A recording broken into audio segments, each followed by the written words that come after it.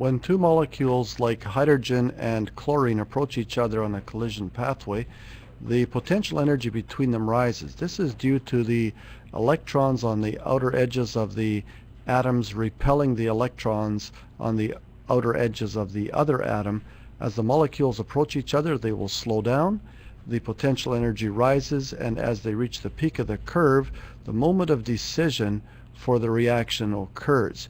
If the molecules react successfully, then old bonds break and new bonds form, and the products separate, and the potential energy falls down the right side of the curve.